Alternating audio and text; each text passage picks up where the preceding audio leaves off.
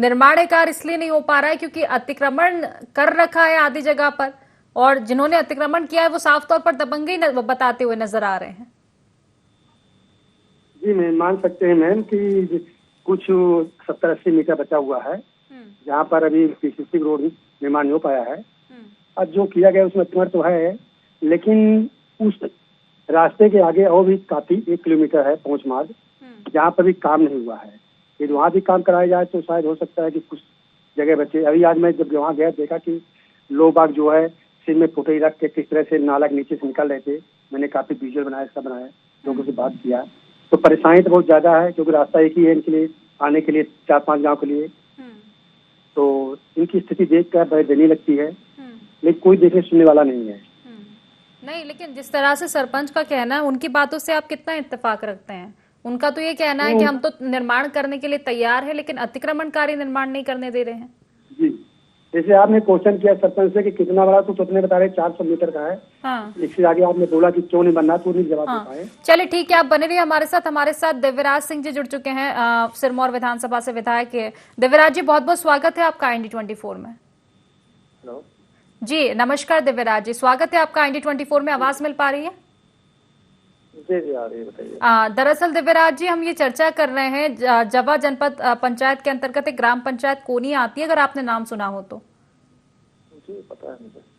जी, तो इसके अंतर्गत बहुत सारे गांव आते हैं, रुपोली, तलरी, पैपखेरा। इन सभी गांवों की स्थिति है कि सड़क का निर्माण नहीं हो पा रहा है, यानी कि गांव में आसपास तो सड़क है लेकिन जो मुख्य मार्ग को जोड़ने वाली सड़क होती है वो बनी ही नहीं है।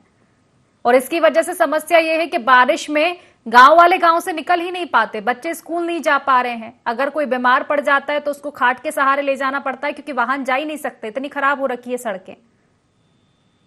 ये जो आप गांव के नाम बता रहे थे, कोनी पंचायत के टोले मजरे हैं। हाँ। जहाँ तक अभी सड़क नहीं पहुँच पाई है।